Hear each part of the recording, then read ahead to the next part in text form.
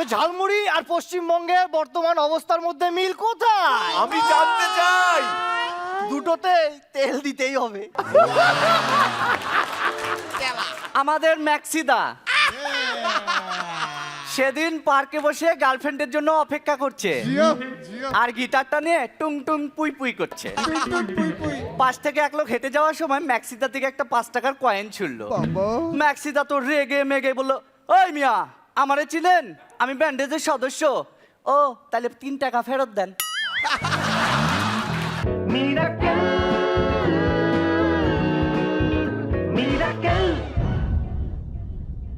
আমাদের আজকের এই পর্বের প্রথম contestant, please welcome Naxalbari Siliguri থেকে বৈদ্যনাথ দে।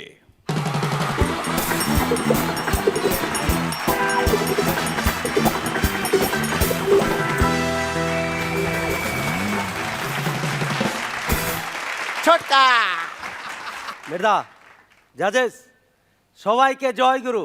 জয় গুরু। স্ত্রী প্রেগনেন্ট, বন্ধু বলল জঙ্গলে যা বাঘ দেখা, বাচ্চা হবে বাঘের মতো। স্ত্রীকে জঙ্গল থেকে বাঘ দেখিয়ে নিয়ে আসলাম। যথাসময়ে সন্তান ভূমিষ্ঠ হলো, মোটা কালো হতকা। বন্ধু বললাম, কিরে তুই যে বলেছিলি বাঘ দেখালে বাচ্চা হবে বাঘের মতো তেজি। সব শুনে বন্ধু বললো, যা বাবা, সারাদিন যে জঙ্গলে হাতির পিঠা ঘুরলি তার বেলা।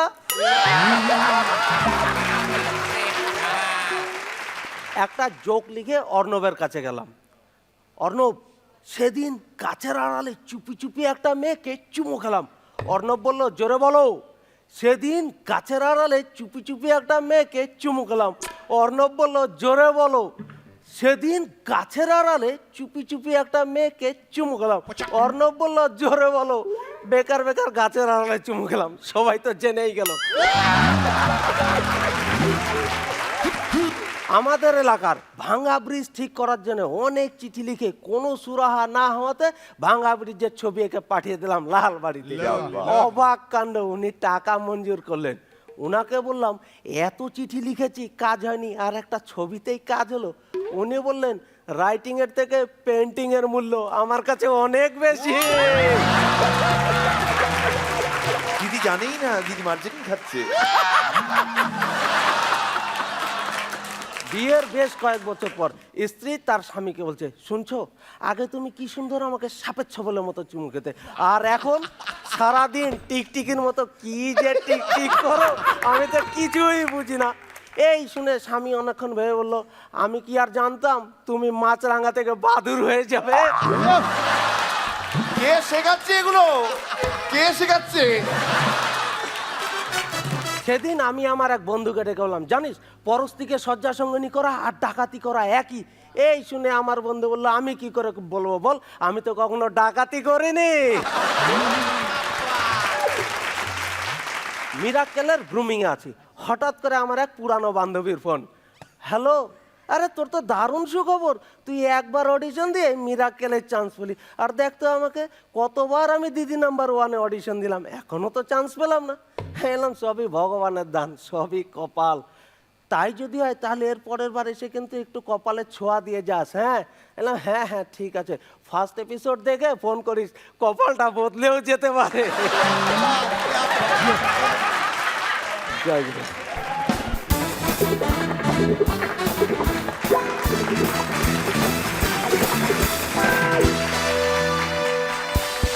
আপনার মধ্যে না একটা ছোটকা ছোটকা ব্যাপার আছে কিন্তু। ছোটকা, নতুন নাম আপনার, বৈদ্যনাথ ছোটকা। পড়ান না। বয়স কত? 31। 31? বিবাহিত? না। 31-ও হয়নি? খুব মজা পেয়েছি। তবে তুমি বেশ চুপারুস্তুম আছো, আর একটু ভেলপুরি টেস্ট আছে। স্টেডি, খুব ভালো হয়েছে, খুব ভালো হয়েছে। অন্য ধরনের শব্দ কল্পদ্রুমের কথা শুনলাম পরাণ বন্দ্যোপাধ্যায়ের মুখ থেকে। এবার শ্রীরেখা। আপনি শুরু করেছিলেন জয়গুরু বলে। হ্যাঁ, আমি কিরকম একটা নির্মল আনন্দ পেলাম আপনার পারফরমেন্সে। ও তোমার কথা শুনছে না, তোমার দিকে তাকিয়ে আছে শুধু। এটা ওর মানে তুমি কি অন্তর্যামী, মানে ওর ভেতরে কি হচ্ছে তুমি কি করে জানতে পারছো? বিকজ আই এম অন্তর্বাস, মানে আমি ওর অন্তরে কি বাস করছে সেটা আমি জানি। ভালো হবে। রনিদা, আপনার একটা অনায়াস ব্যাপার রয়েছে, যেটার জন্য আপনাকে চেষ্টা করতে হচ্ছে না। আপনার ডিকশনে একটা বিশেষত্ব রয়েছে, এবং সেটা প্রথমে আমার খটকা লাগছিল, কিন্তু ওটাই আপনার ক্যাচ লাইন। কিন্তু আমার শুভেচ্ছা রইল আপনার সাথে। All the best.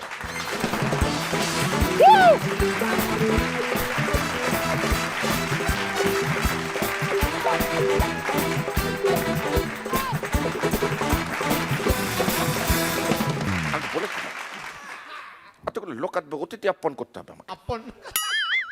চতুর্দিক থেকে তবে আমাকে বলছে, আমাকে কোয়েলের বিয়েতে ডাকলেন না, আমাকে কোয়েলের বিয়েতে ডাকলেন। আতে কি মুশকিল, আচ্ছা কি মুশকিল? আমি কাকে ডাকবো কাকে ডাকবো না সেটা আমি ডিসাইড করবো। প্রতিনিয়ত এরকম একটা অপমানজনক কথাবার্তা, একই ধরনের প্রশ্ন, একই ধরনের প্রশ্ন সেট করতে হয় শুভঙ্কর। এই যে চেকগুলো আপনাদের লিখে লিখে দেন, এই তো কন্টেস্টেন্ট নামে, সে কন্টেস্টেন্ট অ্যাকচুয়ালি চেকটা কবে পাবে? আমি বলছি তোমাদের মধ্যে থেকে যদি আজকে কেউ কোনো চেক জেতে 25,000 টাকা, যতদিনে তোমরা এটা পাবে, কোয়েলের বড় ছেলে ক্লাস 5-এ পড়বে, আর ছোট ছেলে আসছে যাবে কোলে। দেখবে টাকার কথা কে বলে? আমরা শো করছি, আনন্দ করছি। To hell with the check. কি বলছিস বে? এটা বাড়াবাড়ি করলাম না? দু পয়সা কমবে। এটা রি-এডিট করে নাও। হ্যাঁ, প্লিজ ওয়েলকাম বাঁকুড়া থেকে অভিজিৎ বন্দ্যোপাধ্যায়।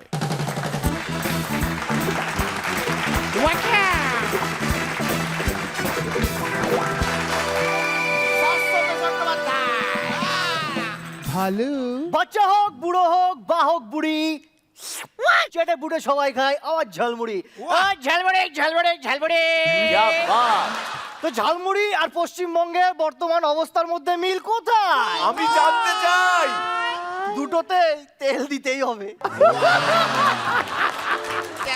তো একবার এক ভদ্রলোক আমার কাছে ঝালমুড়ি নিয়ে এইভাবে খাচ্ছে। ও দাদা, মুড়িগুলো তো কষ্ট করে ঠেলে ঠেলে ঢোকাচ্ছেন কেন? কি আর করবো বলুন, আপনিই তো তেলটা কম দিয়েছেন। তো একবার এক লোক আমাকে এসে বললো, দাদা আমাকে ঝালমুড়ি দেবেন, এমন জিনিস দেবেন যেন সব কিছু বেশি বেশি থাকে। সবাইকে যা তেল দেন তার থেকে 4 চামচ তেল বেশি দেবেন, সবাইকে যা পেঁয়াজ দেন তার থেকে 2 কুচো পেঁয়াজ বেশি দেবেন, সবাইকে যা লঙ্কা দেন তার থেকে 2 কুচো লঙ্কা বেশি দেবেন, গুনে গুনে 4 মুঠো চানাচুর, 4 মুঠো বাদাম সব কিছু দেবেন, তেঁতুল জল কিন্তু 6 চামচ চাই। আর হ্যাঁ, সবাইকে 1 কুচো নারকেল দেন, আমাকে কিন্তু 3-4 কুচো দিতে হবে। আমি সব কিছু দিয়ে বানিয়ে টাকা নিয়ে চলে যাচ্ছি। হঠাৎ পেছন থেকে লোকটা ডাকলো, এই হত ভাগা, মুড়িটা তো কাকর কেন? দাদা আপনি আমার কাছে এত কিছু নিলেন আর আমি আপনাকে কিছু ফ্রি দেব না?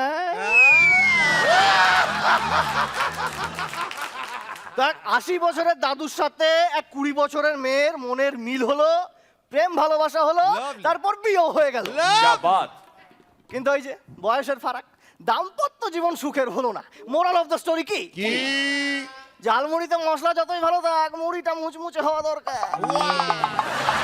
হক কথা। তো ট্রেনে আমি প্রতিদিন ঝালমুড়ি বিক্রি করতে উঠি, আর একটি লোক আমাকে বলে, দাদা আমাকে বেশি করে ঝাল দিয়ে ঝালমুড়ি বানিয়ে দাও তো। আমি দিই, কিন্তু লোকটি না খেয়ে ব্যাগের মধ্যে ঢুকিয়ে নিয়ে চলে যায়। আমি কিছু বুঝতে পারি না। একদিন কিন্তু আমি সাহস করে জিজ্ঞাসা করলাম, আচ্ছা দাদা এই এত ঝাল দিয়ে তৈরি করা ঝালমুড়ি আপনি না খেয়ে কোথায় নিয়ে যান? আর বলো না, আমার বউটা সারাক্ষণ এত বকবক করে যে অফিস থেকে বাড়ি ফিরে আগে ওকে এটা খাইয়ে দিয়ে 2-3 ঘন্টা ঝালে করে, সেই ফাঁকে আমি টুক করে ঘুমিয়ে নিই। একবার এক ভদ্রলোক আমাকে এসে বলল, দাদা তাড়াতাড়ি 100 মুড়ি দিন তো। আমি দিলাম, আরো খদ্দেরদের বানিয়ে দিচ্ছি। হঠাৎ দেখি লোকটা চেঁচিয়ে উঠলো, আরে দাদা আপনার মুড়ির থেকে তো ঠোঙাতে ভালো জিনিস রয়েছে। আমি বললাম কি? আরে কি সুন্দর একটা ছোট্ট টপ পরা বিপাশা বসুর ছবি, কি দেখতে লাগছে মাইরি। আমি বললাম তাহলে 5 টাকা বেশি দিন। কেন? Entertainment tax. তারপর দিন লোকটিকে আবার বিপাশা বসুর ছবি দেওয়া ঠোঙায় মুড়ি দিলাম, লোকটি মহা আনন্দে খেলো। তারপর দিন আবার বিপাশা বসুর ছবি দেওয়া ঠোঙায় মুড়ি দিলাম, লোকটি আরো আনন্দে খেলো। তারপর দিন আবার বিপাশা বসুর ছবি দেওয়া ঠোঙায় মুড়ি দিলাম। ওমা, লোকটা আমাকে ধমকে উঠলো, এই হতভাগা, তোর তো মুড়ি দেওয়ার কথা ছিল, চাল দিয়েছিস কেন? দাদা, উত্তেজিত কি আপনি একাই হন? क्या बात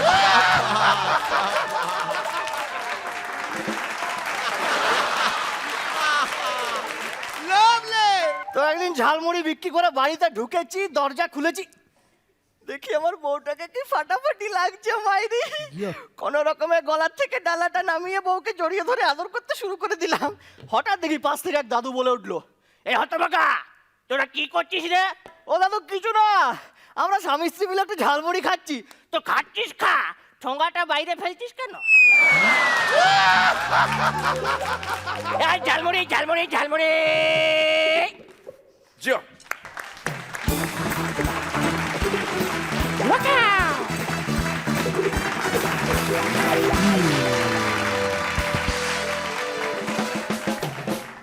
যে ট্রেনে ও ঝালমুড়ি বেচতে উঠেছিল সেই ট্রেনটা এক্সপ্রেস ট্রেন, একটা স্টেশনেও থামেনি। এক্সেলেন্ট, এনার্জিটা অসাধারণ। এবার তোমার বানানো ঝালমুড়ি আমাদের 3 প্যাসেঞ্জারের কেমন লাগলো শুনে দেখি। প্রথমে সিনিয়র মোস্ট পরান্দা। ভালো, ঝালমুড়ি টোটাল প্যাকেজটাই ভালো, এনার্জি আছে, উত্তেজনা একটু বেশি।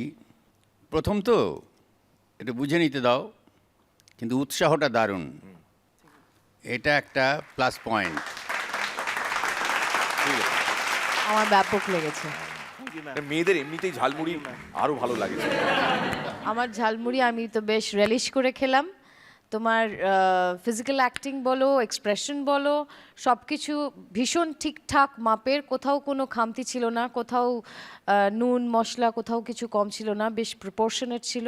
তুমি নিজে এনজয় করছিলে এবং মনে হচ্ছিল না যে তুমি ফার্স্ট টাইম এখানে দাঁড়িয়ে পারফর্ম করছো। So I hope to see really good performances. All the best. রনিদা।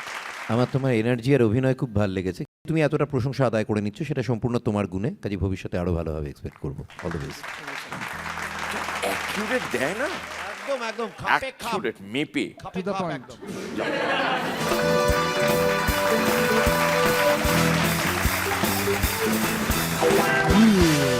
আমরা পরের কন্টেস্টেন্ট।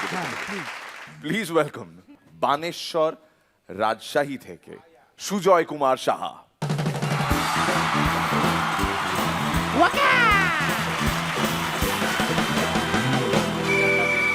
মিতা, ব্যান্ডেজ। ভালো তো আমাদের কাশিদা সেদিন মাতাল অবস্থায় খুব জোরে গাড়ি চালিয়ে যাচ্ছেন, পুলিশ সিগন্যাল দেওয়া সত্ত্বেও গাড়িটা থামালেন না। পুলিশ তাড়া করে গাড়িটাকে থামালো। এবার মাতাল কাশিদা নিজেকে সামলানোর চেষ্টা করে গাড়ির মধ্যে থেকে বেরিয়ে আসলো। পুলিশ জিজ্ঞেস করলো, আচ্ছা আপনি মাতাল অবস্থায় এত স্পিডে গাড়ি চালাচ্ছেন কেন? আপনি জানেন না মাতাল অবস্থায় গাড়ি চালানো নিষেধ? আমি তো মাতাল না। কি, আপনি মাতাল না? ঠিক আছে, কাছে আসুন, আপনাকে টেস্ট করি। বলেন, আপনার কাপড় চুপড় কে ধয়? আমি দুই, মাঝে মধ্যে নিজেও দুই। একটা লাল কলম একটা নীল কলমের প্রেমে পড়ে গেল। তারপর লাল কলমটা নীল কলমকে ছদ্মনামে একটা চিঠি লিখলো। চিঠিটা লিখে জেরক্স করে যে নীল কলমকে দিতে যাবে, পাশ থেকে একটা কালো কলম বলে উঠলো, হতভাগা, আমায় ভাসাচ্ছিস কেন? বাহ 3 মাতাল বারের গেটে। এক মাতাল গিয়ে দরজার সিটকিনি কামড় দিয়ে ধরে আছে, আর এক মাতাল দরজার কোণে দাঁড়িয়ে আছে, আর এক মাতাল গিয়ে তার নাক টিপছে। এবার দারোয়ান এসে বললো, ওই 3 জন ওখানে কি করো, যাও। দেখেন না কলিং বেল টিপি, দরজা খোলে না। কিভাবে খুলবো? দেখেন না দরজায় তালা মারা।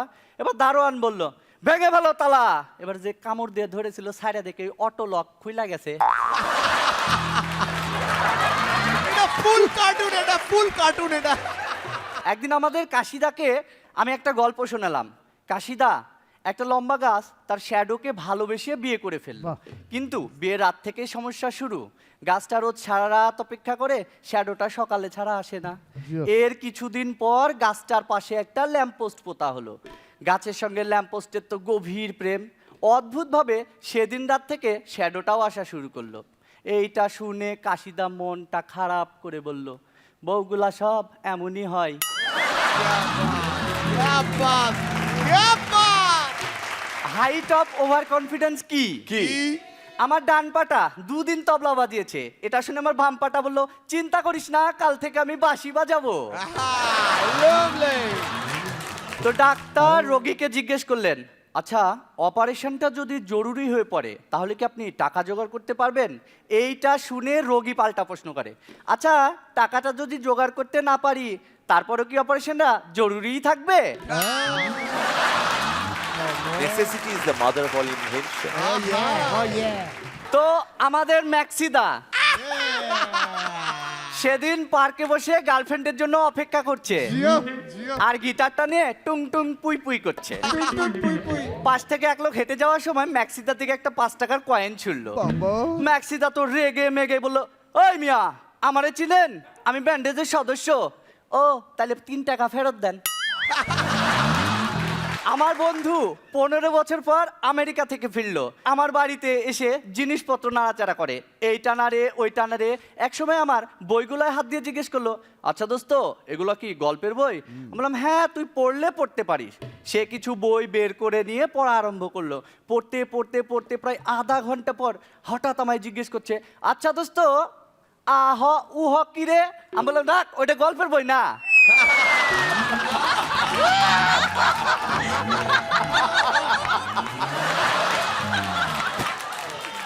একটা তেঁতুল 2টো আমলকিকে নিয়ে গাছের ডালে ঝুলে ঝুলে গল্প করছিল। একটা মেয়ে বানরকে আসতে থেকে সবাই চুপচাপ হয়ে গেল, নড়াচড়া একদম বন্ধ। মেয়ে বানরটা ওদেরকে দেখে বলল, উফ জিঙ্কুর বাপটা এত ভুলো না।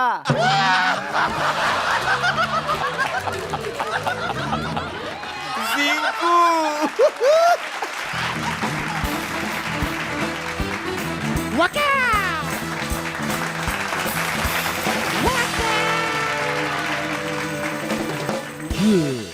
সুজয়, রনিদা কি বলছে? আমার ভালোই লেগেছে। তোমার বেশ বলার নিজস্ব একটা ভঙ্গি আছে, এবং গল্পগুলোর মধ্যে নানা রকম রেঞ্জ ছিল। কতগুলো খুবই যেগুলোকে Juvenile. বলে থাকে, হ্যাঁ, আবার কতগুলো বেশ টাক করে লাগে আর কি। কাজে একটা 5 মিশালি প্ল্যাটার ভাল লেগেছে, ভালো লেগেছে। পাঁচমিশালি প্ল্যাটার। এক্সেলেন্ট। রনিদা, তোমার কোনো কথা আমরা পড়তে দিই না মাটিতে। বুঝতে পেরেছি। এক দিন রনিদা দেখবে বলবে, তুমি ভাই ভালো, তুমি বাবা ভালো। We are obsessed with you Ronida, love you. Sreelekha. না আমার বেশ লেগেছে, এবং দোস্তর গল্পটা সবচেয়ে ভালো লেগেছে। হ্যাঁ, পাঁচমিশালি ইয়েস, এবং বেশ ইন্টারেস্টিং, বেশ মজা করে চেটেপুটে খেলাম। Thank you. পড়াদা।